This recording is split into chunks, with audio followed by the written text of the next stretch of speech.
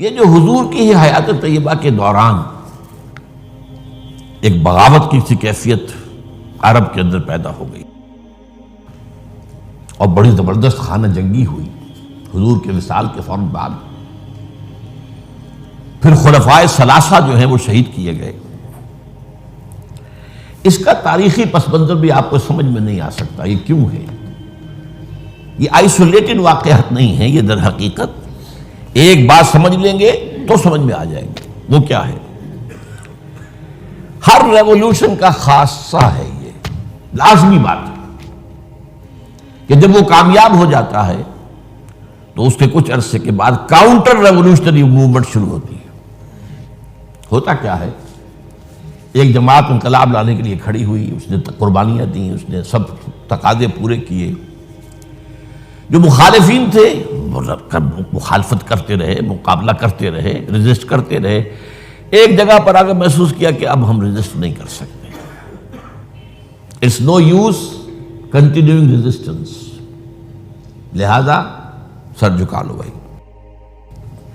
میں کہا کرتا ہوں اس کو پنجابی میں جو کہتے ہیں نیوی پاؤ، اس وقت تو جو ہے سر جھکا لو، لیکن ذرا وقت ملے گا پھر ہم ذرا موقع محل دیکھ کر وار کریں گے. یہ ہر ریولوشن کا خاصہ ہے، ہر ریولوشن کا، کہ آخری سٹیج پر آ کر مخالفین جو انقلاب کے ہوتے ہیں وہ دب جاتے ہیں، چھپ جاتے ہیں، کور لے لیتے ہیں، اور پھر موقع دیکھتے ہیں اور موقع پر پھر وہ بغاوت کرتے ہیں، اس ریولوشن کو ختم کرنے کی کوشش کرتے ہیں. یہ چیز جو ہے اگر آپ کو سمجھ میں آ جائے تو در حقیقت وہ واقعات جو ہیں جن کی طرف میں نے اشارہ کیا کہ حضور کی زندگی ہی کے اندر وہ آثار شروع ہو گئے تھے. چنانچہ مدعیان نبوت کھڑے ہو گئے. آپ کو معلوم ہے طلیحہ اسدی، مسیلمہ کذاب یمامہ کا، اسود عنسی،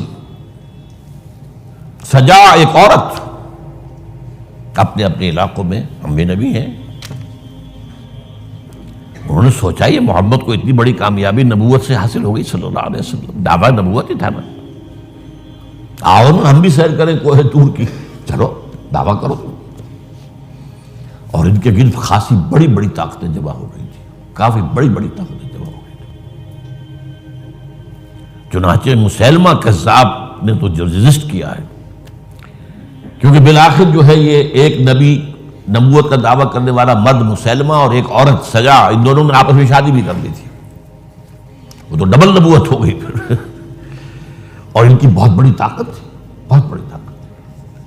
یہ یمامہ کے علاقے کے لوگ جو ہیں بنو تمیم، یہ بہت تند خو، بہت سرکش، بہت جنگجو، بہت سخت لوگ تھے. ان کو ریزسٹ کرنا آسان نہیں ہوا. ایک مرتبہ تو ایک لشکر جو حضرت ابوبکر نے بھیجا اس کو تو شکست ہوئی. اس کے بعد حضرت خالد بن ولید رضی اللہ تعالیٰ عنہ کو بھیجا ہے. تو بہرحال ان کو تو حضور نے خطاب دیا تھا، خالد سیف من سیوف اللہ، یہ تو اللہ کی تلواروں میں سے ایک تلوار ہے. اللہ نے فتح دی، لیکن لگ بھگ 1200 صحابہ شہید ہوئے ہیں اس جنگ میں، جن میں 500 حفاظ بھی تھے. چنانچہ اسی سے اندیشہ پیدا ہوا تھا کہ یہ تو قرآن مجید ضائع ہو جائے گا. ابھی تک ہمارے پاس کتابی شکل میں تو ہے نہیں، بس چھپے ہوئے نسخے چھاپا کھانا کا سوال ہی نہیں تھا. اصل حفاظت اس کی سینوں کے ذریعے سے ہو رہی تھی. اگر حفاظ کا یہ معاملہ ہوا تو قرآن مجید ضائع نہ ہو جائے. اس پر حضرت ابوبکر سے کہا گیا کہ آپ اس قرآن کو جمع کروائیں اور اسے کتابی شکل دیں. پہلے ریلکٹنٹ رہے حضرت ابوبکر کہ جو کام حضور نے نہیں کیا میں کیوں کروں، لیکن پھر جب دلائل سامنے آئے کہ واقعتاً تقاضا ہے تو آپ نے مانا. پھر جو بھی کاتبان وحی تھے حضور کے زمانے سب کو جمع کیا، اور زید بن ثابت رضی اللہ تعالیٰ عنہ کو ان کا جو ہے چیئرمین بنایا. اس کمیٹی نے پھر جس کے پاس قرآن مجید لکھا ہوا کچھ تھا، کسی کے پاس اونٹ کی جو یہ اسکیپولا ہوتا ہے، یہ شانے کی ہڈی بڑی چوڑی ہوتی ہے تختی کی طرح، کسی نے اس پر کچھ لکھا ہوا ہے، کسی نے کوئی چمڑے کے اوپر کچھ لکھا ہوا ہے، کسی نے کسی کپڑے پہ لکھا ہوا ہے، کسی کو کوئی کاغذ مل گیا تو کیا ہی کہنے ہیں. تو پھر وہ جمع کیا گیا اور پھر سب جو ہے جو حفاظ بھی موجود تھے ان کے ذریعے سے پھر یہ کتابی شکل دی گئی. اس وجہ سے تو یہ جو ایک زبردست قسم کی تحریک اٹھی تھی وہ کیوں اٹھی تھی؟ اب اس کا تجزیہ کیجیے. اصل میں نے جو آیات آپ کے سامنے پڑھی کیوں پڑھی اس حوالے سے. پہلی بات تو نوٹ کیجیے، اذا جاء نصر اللہ والفتح ورأیت الناس يدخلون فی دین اللہ افواجا.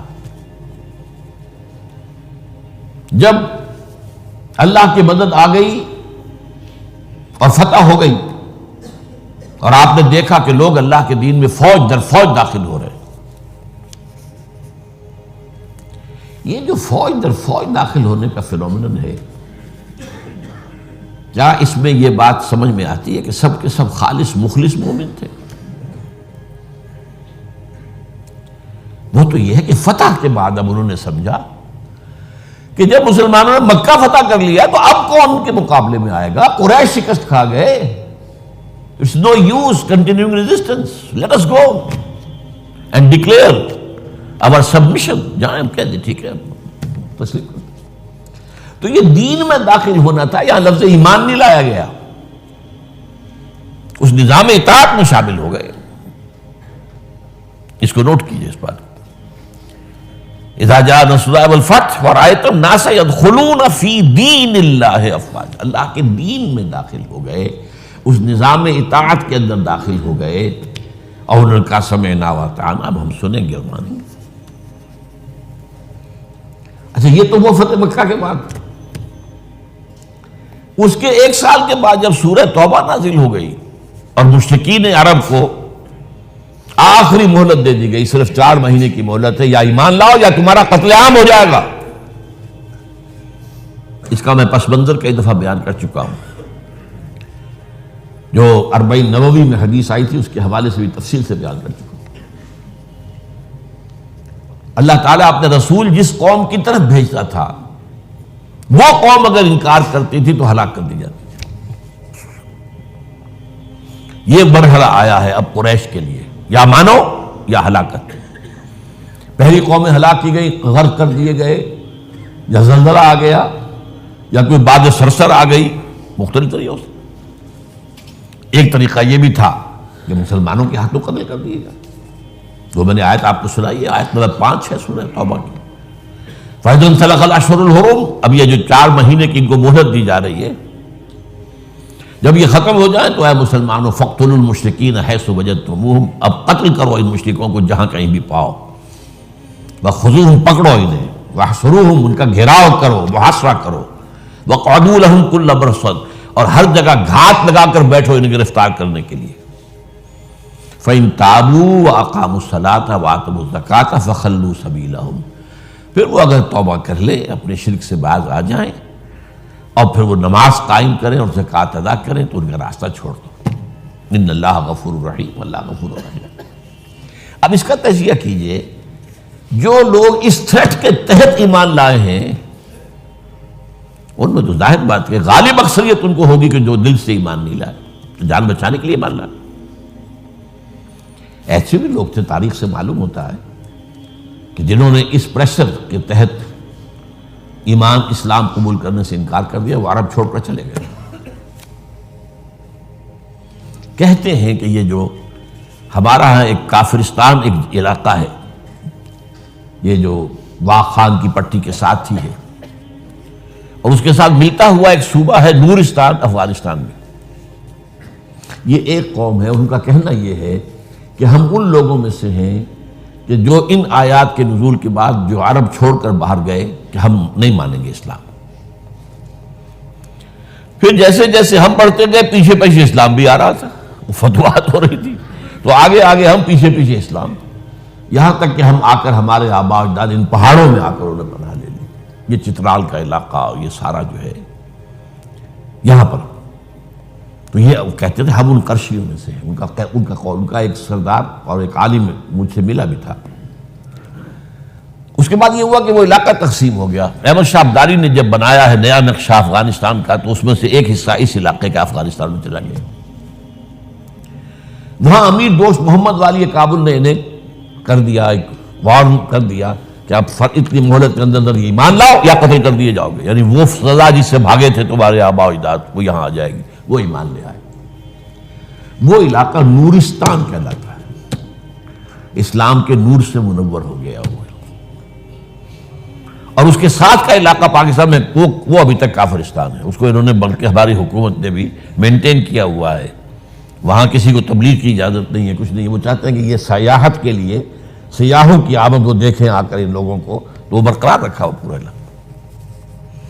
بہرحال یہ کیفیت اب تجزیہ یہ کرنا ہے کہ جو لوگ اس وقت ایمان لائے ان میں اگر اکثریت نہیں تو باہر بہت بڑی تعداد ایسے لوگوں کی تھی کہ جنہوں نے صرف جان بچانے کے لیے وہ جو ہے وہ اپنا ایمان لانا جو ہے اور اسلام میں داخل ہونا قبول کیا، ورنہ حقیقت میں وہ اسلام میں داخل. اس کے بعد حضرت ابوبکر کی خلافت کے دوران اس سے بھی بڑا فتنہ کھڑا ہو گیا. ہم زکوٰۃ نہیں دیں گے، زکوٰۃ جو ہے وہ ہم دیں گے، خود تقسیم کر لیں گے، خود تقسیم کر دیں گے. حضرت ابوبکر رضی اللہ تعالیٰ عنہ نے طے کیا ان کے خلاف جہاد، جنگ. کیونکہ یہ سورہ توبہ کی 5ویں آیت کے اندر بھی یہ ہے، 2 شرطیں ہیں. اگر وہ توبہ کریں اور نماز قائم کریں اور زکوٰۃ دیں. اسی کے حوالے سے جب کہا گیا تھا حضرت ابوبکر سے کہ آپ ان کے خلاف قتال نہ کیجئے، یہ مرتد تو نہیں ہوئے، اسلام سے منکر نہیں ہوئے، کوئی نئی نبوت کو دعوت نہیں کیا، اور زکوٰۃ کے بھی منکر نہیں ہیں اس معنی میں کہ زکوٰۃ نہیں دیں گے. کہتے ہیں کہ ہم خود جو ہے اس زکوٰۃ کا بندوبست کریں گے. یہ عظیمت تھی حضرت ابوبکر کی رضی اللہ تعالی عنہ. آپ نے کہا کہ اگر یہ حضور کے زمانے میں اونٹ دیتے تھے زکوٰۃ میں اور ساتھ ہی اس کو باندھنے والی رسی بھی دیتے تھے، اب اگر یہ کہیں گے کہ اونٹ لے جاؤ رسی نہیں دیتے تو بھی میں جنگ کروں گا. ایسے پیارے الفاظ ہیں. ایبدل الدین وانا حی، کیا دین میں تبدیلی کر دی جائے گی، دین میں ترمیم کر دی جائے گی جبکہ ابھی میں زندہ ہوں؟ میرے ہوتے یہ نہیں ہو سکتا. حالانکہ حضرت عمر فاروق جیسی شخصیت بھی مشورہ دے رہی تھی. دیکھیے 2 محاذ پہلے کھلے ہوئے ہیں. جیش اسامہ کو حضور نے تیار کیا تھا، آپ نے بھیج دیا، ٹھیک کیا.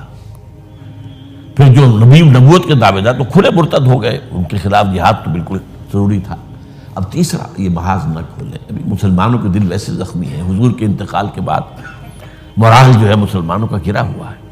لیکن یہ عظیمت تھی حضرت ابوبکر. اب اس کو یوں سمجھیے ذرا تاریخی اعتبار سے تجزیہ کیجیے. اسلام کی فتح کا مطلب مذہبی اعتبار سے کس کی شکست تھی اور سلطنت کے اعتبار سے کس کی شکست تھی، اسی سے پتہ چلے گا کہ کاؤنٹر ریولیوشنری موومنٹس وہیں سے آئیں گی. اسلام کے غلبے کا مطلب تھا شرک کا خاتمہ. لہذا جو مشرک تھے عرب کے سابق جو اسلام لے آئے تھے، قالت الاعراب آمنا قل لم تؤمنوا ولکن قولوا اسلمنا، پورا تقریباً بدو عرب مرتد ہو گئے. بدو عرب، یہ مکہ مدینہ یہ شہر یہ بچے ہیں، ورنہ اکثر و بیشتر یہ اعراب. اسی لیے اس آیت میں الفاظ کہ قالت الاعراب آمنا قل لم تؤمنوا ولکن قولوا اسلمنا ولما يدخل الايمان في قلوبكم. انہی میں سے یہ مدعیان نبوت اٹھے، انہوں نے ہی زکوٰۃ کا انکار کیا. تو پہلا کاؤنٹر ریولیوشن حضور کے ریولیوشن کے خلاف جزیرہ نما عرب سے اندر سے برآمد ہوا ہے، مدعیان نبوت کی شکل میں اور منکرین زکوٰۃ کی شکل میں. بہرحال حضرت ابوبکر صدیق رضی اللہ تعالی عنہ کی جو اقبال نے اشعار کہے ہیں حضرت ابوبکر کی شان میں، اگرچہ ویسے تعداد دیکھی جائے تو حضرت علی، حضرت حسین کے، حضرت فاطمہ رضی اللہ تعالیٰ عنہ کی شان میں جو اشعار ہیں وہ بہت زیادہ ہیں تعداد میں. لیکن حضرت ابوبکر کی شان میں بھی چند اشعار جو ہیں لیکن وہ بہت ٹاپ کے. امن الناس بر مولائے ماں، کلیم اول سینائے ماں، ہمت او کشت امت راچو ابر، ثانی اسلام و غار و بدر و قبر. یہ 2 اشعار بڑی بڑی یوں سمجھ لیجیے کہ غزلوں پر اور مسئلے ابھارے. امن الناس، حضور نے فرمایا تھا مجھ پر جس نے کوئی احسان کیا ہے میں نے بدلہ چکا دیا ہے سوائے ابو بکر کے. اس کے احسانات کا بدلہ صرف اللہ دے گا. ہاں امن الناس بالموت، میرے مولا محمد صلی اللہ علیہ وسلم پر سب سے زیادہ احسان کرنے والا کون؟ ابو بکر. اور کلیم اول سینا ماں، جیسے صحرائے سینا پر، کوہ سینا پر حضرت کلیم اللہ سے ہم کلام ہوئے، تو نبوت محمدی کے پہاڑ پر سب سے پہلے ابو بکر آئے. کلیم اول سینا ماں. ہمت، یہ لفظ تھا جو میں چاہتا تھا لانا. ہمت، ان کے اندر جو ہمت تھی، جو ول پاور تھی، ہمت کشت ملت را جو ابر، وہ تو بالکل ایسے ہے کہ جیسے کسی کھیتی کے اوپر ابر کا پانی برسے تو کھیتی لہلا اٹھتی ہے. یہ کام کیا ہے ہمت ابو بکر نے رضی اللہ تعالی، عظیمت. اور پھر جو بات کہی ہے ثانی اسلام و غار و بدر و قبر، پورے دیوان اسے ایک مصرے کے اوپر جو ہے نثار کر دیے جائیں. اسلام میں بھی نمبر 2 حضور کے بعد پہلے کون؟ ابو بکر. غار میں نمبر 2، غار ثور میں حضور کے ساتھ کون؟ ابو بکر. بدر میں نمبر 2، جب وہ بنا دی گئی تھی جھونپڑی اور وہاں حضور سجدے کر رہے تھے دعائیں، کون کھڑا تھا پہرے پر تلوار لے کر؟ ابو بکر. قبر میں نمبر 2، حضور جہاں دفن ہوئے وہیں نمبر 2 پر دفن ہوئے حضرت ابو بکر.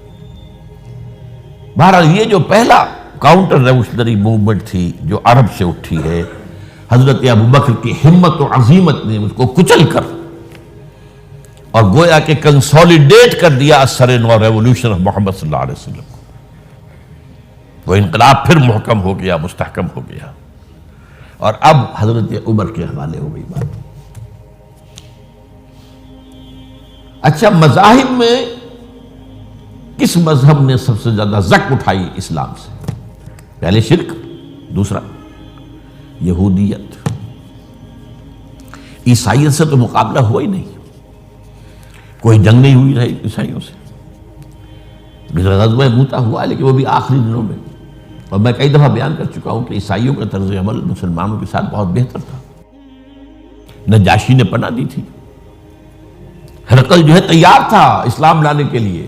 ہرقلیس چاہتا کیا تھا؟ جیسے سن 300 عیسوی میں کانسٹنٹائن قسطنطین جو ایمپرر تھا روم کا، وہ عیسائی ہو گیا اور پوری مملکت عیسائی ہو گئی، تو نظام انٹیکٹ رہا، ایمپرر جو کا تو قائم رہا. اگر صرف ایمپرر قبول کرتا پوری قوم نہ کرتی تو معاملہ فساد ہو جاتا. وہ یہ چاہتا تھا کہ اب میری پوری قوم میرے ساتھ جو اسلام لے آئے. وہ ایک لمبی بات ہے، اس وقت میں تفصیل میں نہیں جا سکتا. بہت پیاری حدیث ہے، بڑی طویل، جو اس کا مکالمہ ہے جو کہ اس نے ابو سفیان سے اس وقت تک ایمان وہ نہیں لائے تھے. جب حضور کا خط پہنچا ہرقل کے پاس تو اس نے کہا کہیں کوئی عرب کے کوئی لوگ آئے ہوئے ہیں آس پاس، کوئی تاجر آیا کرتے تھے وہاں. معلوم وہاں ایک قبیلہ آیا ہوا تو ان میں وہ ابو سفیان قبیلہ لے کر گئے ہوئے تھے، ان کو بلایا گیا. بہرحال وہ ایک لمبی بات ہے، حدیث ہے موجود بخاری کے. یہودیت کی کمر ٹوٹی. 3 ان کے قبیلے تھے بڑے زوردار، وہ مدینے سے نکالے گئے.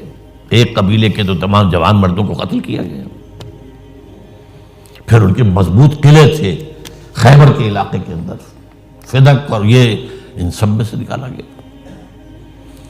تو جو ایگریوڈ پارٹیز تھیں تو ایک اعتبار سے شرک، مشرکین، ان کی طرف سے تو آ گیا رد عمل، کاؤنٹر ریولوشن، یہ حضرت ابو بکر کے دور ہی میں. لیکن میں یہودیوں کا ذکر اب بعد میں کروں گا. سلطنت کے اعتبار سے جس سلطنت کے چیتھڑے اڑ گئے وہ سلطنت ایران تھی. حضرت عمر کے ہاتھوں تو ختم ہو گیا، نسیہ منسیہ. سلطنت روما، اس کی صرف ایک ٹانگ ٹوٹی تھی 3 میں سے.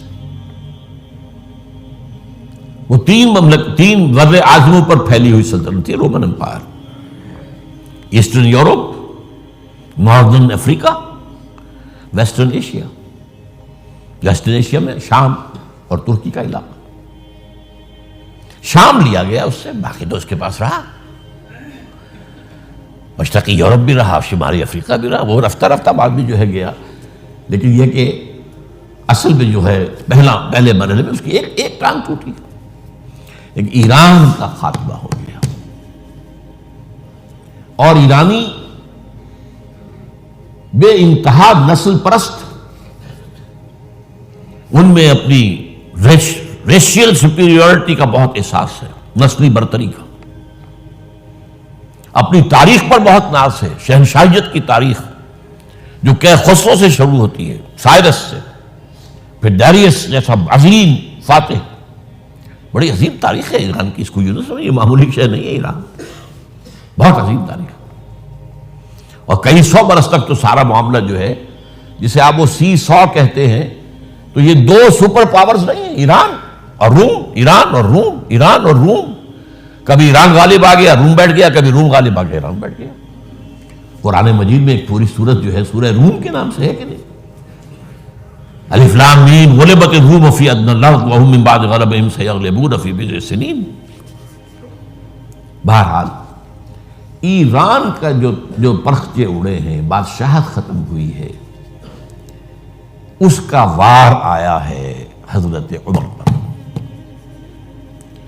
یہ چونکہ ہوا حضرت عمر کے ہاتھوں، لہذا ایرانیوں کے نزدیک مبغوض ترین شخص حضرت عمر ہے، اور حضرت عمر سے نفرت ان کی جبلت کے اندر ہے، ان کے جینز میں ہے۔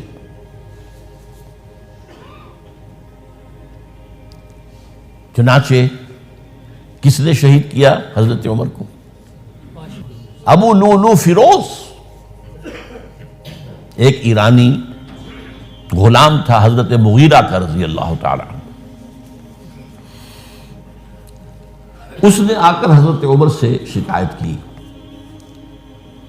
کہ حضرت مغیرہ جو ہیں ان سے مکاتبت میں کر رہا ہوں، وہ مجھ سے بہت زیادہ پیسے مانگ رہے ہیں۔ مکاتبت یہ تھی کہ غلام طے کر لیتا تھا کہ میں کمائی کر کے تمہیں اتنے پیسے دے دوں گا تو مجھے تم آزاد کر دینا، مکاتبت کہلاتا تھا کہ وہ اتنے پیسے مانگتے ہیں، بہت زیادہ زیادتی کر رہے ہیں۔ حضرت عمر نے پوچھا کہ تم کیا کیا کام جانتے ہو؟ اس نے گنوایا، میں یہ بھی جانتا ہوں، یہ بھی جانتا ہوں، یہ بھی جانتا ہوں، میں ترخان بھی ہوں، میں فلاں بھی ہوں، میں چکیے بھی بناتا ہوں، میں یہ بھی کرتا ہوں۔ تو فرمایا کہ پھر تم پر یہ زیادہ نہیں ہے، جو مغیرہ تمہارے اوپر جس قدر رقم ڈال رہے ہیں زیادہ نہیں ہے، اور دیکھنا مجھے ایک چکی بنانی جانتے ہو تو ایک چکی مجھے بھی بنا کے دینا۔ کہا آپ کو تو میں وہ چکی بنا کے دوں گا جو ساری دنیا یاد کرے گی، دھمکی دے گئے۔ اور حضرت عمر نے پہچان لیا تھا کہ دھمکی دی اس نے۔ دوسری طرف اس کی پشت پر کون تھا؟ ہرمزان، یہ ایک بڑا جرنیل تھا ایرانی، شکست ہوئی، گرفتار ہو کر آیا، کیونکہ بہت بڑا وار کرمنل تھا۔ اس کو فیصلہ کیا گیا اس کی گردن اڑا دی جائے۔ اب اس کی چال دیکھیے، ایرانی ذہن کہ مجھے ذرا پانی پینے کے لیے دے دیں اس سے پہلے کہ میری گردن اڑائی جائے۔ حضرت عمر نے فرمایا ہاں پانی دے دو۔ اب پانی کا کٹورا ہاتھ میں کہتا ہے دیکھیں مجھے ضمانت دیجیے جب تک میں یہ پانی نہ پی لوں مجھے قتل نہیں کریں گے۔ کہ ہاں ٹھیک ہے، جب تک تم یہ پانی نہیں پی لو گے تو میں قتل نہیں کیا۔ وہ کٹورا پھینک دیا پانی کا، کرو کا قتل مجھے کیسے کرتے ہو؟ تو یہ پانی تو میں نے نہیں پیا، چھوڑنا پڑ گیا اس کو، زبان کی بات تھی۔ وہ تھا اس کی پشت پر ابو لولو فیروز، اور ابو لولو فیروز کے اب بھی اس کے جیسے ائمہ اہل بیت کے اہل تشیع جو ہیں وہ ان کے مقبروں کی صریخ بناتے ہیں، اس کے اوپر جالیاں، اس طرح اس کا ہے، اور حضرت ابو لولو فیروز کا حلقہ ہے، وہ قاتل عمر ہے رضی اللہ تعالی۔ تو سمجھ رہے اس بات کو؟ جو بھی اگریوڈ تھے وہیں سے کاؤنٹر اٹیک آنا تھا نا۔ اب آئیے یہود کی طرف۔ ظاہر بات ہے کہ جزیرہ نما عرب سے یہودیت کا خاتمہ ہو گیا۔ اس کے بعد مجھے اکثر اس معاملے میں یاد آ جایا کرتی ہے ایک پکچر کبھی کسی زمانے میں دیکھی تھی، ہیلن آف ٹرائے۔ وہ ٹرائے کا گھوڑا تو بہت سے لوگوں نے سنا ہوگا، کہانی ایسی ہے کہ ان کے تو اسپارٹا اور ٹرائے کے آپس میں جنگ تھی، اس میں وہ گھوڑا ایک بنا کر اس کے اندر چھپا کر فوجیوں کو وہ شہر کے اندر لے گئے تھے۔ اس جنگ میں ایک موقع پر جو ان کا سب سے بڑا یونانیوں کا جو سب سے بڑا سردار تھا، وہ جو ان کا سب سے بہادر شمار ہوتا تھا، وہ قتل ہو گیا۔ تو ایک یونانی جو ہے دوسرا سردار کھڑا ہو کر کہتا ہے، so this is the end of Greek bravery but not of Greek treachery. یہ یونانیوں کی بہادری کا تو خاتمہ ہو گیا اس شخص کی موت کے ساتھ، یونانیوں کی عیاری تو ختم نہیں ہوئی نا۔ تب اس نے پھر یہ پہلے تو پسپائی کروا لی، سب کے سب چلے گئے۔ اب یہ ٹرائے والے دیکھ رہے جا رہی ہیں فوجیں چلی گئیں، جہازوں میں بیٹھ کے بھی روانہ ہو گئے۔ پھر کچھ عرصے کے بعد واپس آئے، خفیہ طور پر گھوڑا بنا کر لائے بہت بڑا، اس کے پیٹ میں اپنے فوجی بھرے۔ اب وہ جو ہے لوگوں نے دیکھا بعد میں ٹرائے کا گھوڑا ہے، اس کو لوگ اندر لے گئے، وہ خوشیاں منا رہے ہیں فتح کی۔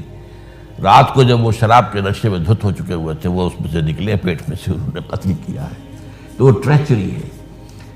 تو یہودیوں کی بریوری تو ختم ہو گئی جبکہ خیبر فتح ہو گیا اور وہاں کے بڑے بڑے قلعے حضرت علی رضی اللہ تعالیٰ عنہ کے دست مبارک سے، اور ان کا بہت بڑا مرحب، بہت بڑا سردار، بہت بڑا طاقتور، وہ قتل ہوا حضرت علی کے ہاتھ رضی اللہ تعالیٰ عنہ۔ But not the Jewish treachery. وہ ٹریچری اب شروع ہوتی ہے حضرت عثمان کے زمانے میں۔ عبداللہ ابن سبا ایک یہودی ہے یمن کا، وہ اسلام کا لبادہ اوڑھ کر اسلام میں آ گیا مدینے میں۔ یہاں اس نے اس معاشرے کا خوب تجزیہ کیا، یہاں کیا کیا چیزیں ہیں، کون کون سی فورسز ایٹ پلے ہیں، میں کس دختری رگ کو چھیڑ سکتا ہوں۔ میں نے محسوس کیا کہ بنو ہاشم اور بنو امیہ کی بڑی پرانی جو ہے جب قلش اور مسابقت، ایک طرح کا مقابلہ قریش کے ان دو بڑے گھرانوں کے اندر، یہ ان کی ہڈیوں کے اندر ہے، اس کو اٹھایا۔ اب عجیب بات اصل میں یہ ہے کہ خلیفہ اول نہ بنو امیہ میں سے تھے نہ بنو ہاشم میں سے، بنو ہاشم اور بنو امیہ کا معاملہ تھا۔ قریش تو سب ہے، جیسے وٹو بہت بڑا قبیلہ ہے، وہ مانے کے، لالے کے، شامد کے، یہ پھر ایک ایک شخص کے نام سے ہوتے، لالے کے کوئی لالا ان میں سے ہوگا، اس کے لالے والے ہو گئے، شامد کوئی شاہ محمد ہوگا، اس کے اولاد جو ہے وہ شامد کے ہو گئے، تو یہ مانے کے لالے کے، یہ سب کیا وٹو ہیں۔ تو قریش جو ہے ایک بڑا قبیلہ تھا، اس میں گھرانے یہ تھے، بنو امیہ، بنو ہاشم۔ حضرت ابو بکر نہ بنو ہاشم میں سے تھے نہ بنو امیہ میں سے تھے، بنو تیم میں سے تھے، چھوٹا سا قبیلہ تھا۔ حضرت عمر بھی نہ بنو ہاشم میں سے تھے نہ بنو امیہ میں سے تھے، بنو عدی میں سے تھے۔ اب یہ حضرت عثمان تھے کہ جو بنو امیہ میں سے تھے۔ یہاں سے اس نے اٹھائی بات اور ایسی ایسی باتیں شروع کی جو عوام جو ہیں، جو پورا رسوخ فی العلم حاصل نہیں ہوتا، وہ اس کے اندر بہہ جاتے ہیں۔ دیکھو یہ کیسے ہو سکتا ہے کہ ہمارے نبی جو ہیں وہ تو زمین میں دفن ہیں اور عیسیٰ جو ہے آسمان پر بیٹھے ہیں، اور عیسیٰ تو دوبارہ آئیں گے اور ہمارے نبی نہیں آئیں گے، وہ بھی آئیں گے۔ اور ہر نبی کا ایک وصی ہوتا ہے، محمد کا وصی علی ہے، اسے ہونا چاہیے خلیفہ، وہ بنو ہاشم میں سے ہے۔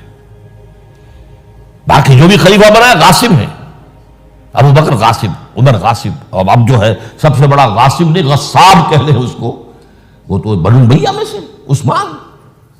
ہاؤ کم، کیسے خلافت اس کی؟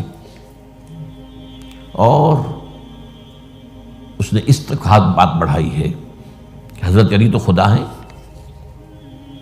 اوتار ہیں خدا کا۔ یہ ساری چیز آج بھی یا علی مدد کا نعرہ جو لگ رہا ہے، یہ وہی سبائیت کے اثرات ہیں۔ یا اللہ مدد کا نعرہ نہیں لگاتے، یا محمد مدد کا نعرہ کوئی نہیں لگاتا، یا علی مدد۔ یہ ساری چیزیں جو ہے سمجھنے کی۔ حضرت علی رضی اللہ تعالیٰ عنہ کے بارے میں غالب بھی کہتا ہے، مشغول حق ہوں بندگی بوتراب میں۔ بوتراب حضرت علی ان کی بندگی کرتے ہوئے میں اصل میں اللہ کی بندگی، میں ان کی بندگی کرتا ہوں گویا کہ اللہ کی کرتا ہوں۔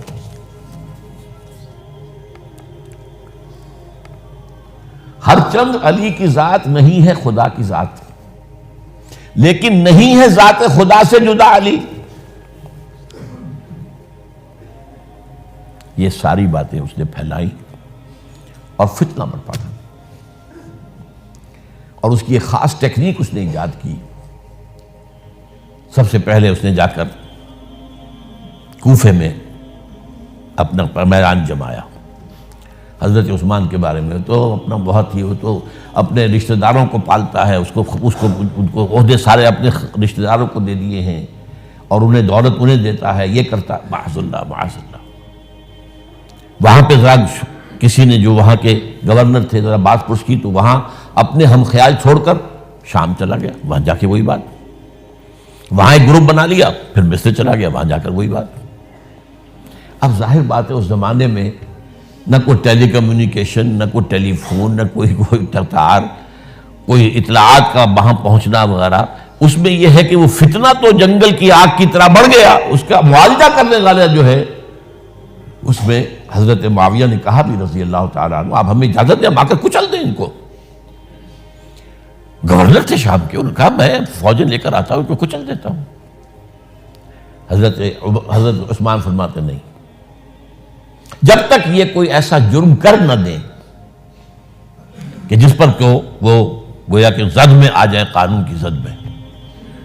اگر یہ مجھے قتل کرنا چاہتے ہیں قتل کر دیں، پھر اس سے قصاص لے لینا، لیکن جب تک یہ قتل کرتے نہیں تو میں کس جرم میں انہیں ماروں؟ عمرو بن العاص کی طرف سے آتا رہا، لیکن نہیں۔ بہرحال یہ فتنہ اتنا بڑھا اتنا بڑھا اتنا بڑھا، مدینے میں حضرت علی کہتے رہے آپ ہمیں اجازت دیں، ہم ان کو ختم کریں۔ یہ ایک علیحدہ بات ہے، میری کتاب جو ہے شہید مظلوم کا مطالعہ کیجیے، آپ اس کی تفصیل میں جانے کا یہ موقع نہیں ہے۔ یہ کتنی بڑی عظیمت ہے، لوگ سمجھتے ہیں کہ یہ تو بڑی کمزوری دکھائی حضرت عثمان، میں کہتا ہوں اس سے بڑی عظیمت کوئی نہیں ہو سکتی۔ انہوں نے کہا میں کسی کلمہ گو کی جان لینے کو تیار نہیں ہوں جب تک کہ اس کے اوپر کوئی جرم ثابت نہ ہو جائے۔ کلمہ گو ہے، آپ اندازہ کیجئے، اس پر اڑے رہنا، ڈٹ جانا۔ یہ تو وہی بات ہے جو حابیل نے کہی تھی اپنے بھائی سے قابیل سے کہ بھائی جان اگر آپ مجھے قتل کرنے کے لیے ہاتھ بڑھائیں گے تو میں تو اپنا ہاتھ نہیں اٹھاؤں گا آپ کو قتل کرنے کے لیے۔ میں تو چاہتا ہوں کہ آپ اپنے گناہوں کے ساتھ میرے گناہ بھی لے جائیں، مجھے قتل کر دیں گے تو میرے گناہ جو حساب ہے آپ کے خاتم ہو جائیں گے۔ حضرت عثمان 1000 مربع میل کا رقبہ ہے جس کے اوپر کہ ان کی حکومت چل رہی ہے، اور فوجیں ہیں مصر سے اور دمشق سے بار بار اجازت مانگ رہی ہیں۔ یہاں حضرت طلحہ، حضرت زبیر، حضرت علی اجازت مانگ رہے ہیں، نہیں، جب تک یہ کوئی جرم کر نہ لیں اس وقت تک نہیں۔ جب یہ جرم کر لیں گے پھر تم لینا اس سے قصاص سزا دے دینا۔ چنانچہ آخری وقت تک بھی یہ ہوا ہے کہ حضرت علی کے دونوں صاحبزادے حضرت حسن، حضرت حسین، حضرت عثمان کے دروازے پر کھڑے پہرا دے رہے تھے، عبداللہ ابن زبیر پہرا دے رہے تھے، لیکن وہ جو بلوائی تھے وہ پچھواڑے سے کہیں دیوار پھلانگ کے گئے، انہوں نے حضرت عثمان کو شہید کیا رضی اللہ تعالیٰ۔ یہ ہے اصل میں یہودیت کا بیک لیش، یہودیت کا انتقام، اور جو سازشی ذہن اللہ نے ان کو دے رکھا ہے اس میں کوئی شک نہیں۔ ذہین انتہائی تباہ قوم ہے، لیکن ان کا جسے ہم کہتے ہیں ایول جینیس، تو ان کی ذہانت کا جو ہے میدان سازش، اور اس میں اتنے ماہر ہیں کہ وہ زخم لگایا ہے اسلام کو، جسد ملی کو، ابھی تک اس سے خون نکل رہا ہے۔ یہ سنیت اور شیعت کی تقسیم کہاں سے شروع ہوئی؟ وہی سبائیت ہے، وہیں سے تو ہے دعا۔ حالانکہ جب حضرت علی کی بیعت ہو گئی ہے تو حضرت علی نے پھر عبداللہ ابن سوار سے کہا توبہ کرو، تم کہتے ہو کہ میں خدا ہوں، توبہ کرو ورنہ میں تمہیں زندہ جلا دوں گا۔ نہیں، تم ہماری جتنی چاہے آگ مالو، ہم کہتے تم اللہ ہو۔ اسے 40 آدمیوں سمیت حضرت علی نے زندہ جلوایا، اور یہ بات اہل تشیع کی کتابوں میں لکھی ہوئی ہے۔ بدقسمتی سے آج کل اگر کوئی بات کی جاتی ہے عبداللہ ابن سبا کے خلاف تو وہ سمجھتے کہ یہ شیعت کے خلاف بات ہو رہی ہے. حضرت علی نے تو خود ان کی اپنی کتابوں کے مطابق عبداللہ ابن سبا اور اس کے 40 ساتھیوں کو زندہ جلایا ہے. تو خدا ہے تو ہمیں آزما رہا ہے. وَلَنَبْلُوَنَّكُمْ بِشَيْءٍ مِّنَ الْخَوْفِ وَالْجُوعِ وَنَقْصٍ مِّنَ الْأَمْوَالِ وَالْأَنفُسِ وَالثَّمَرَاتِ. بس اسی طرح ہماری آزمائش کر رہا ہے.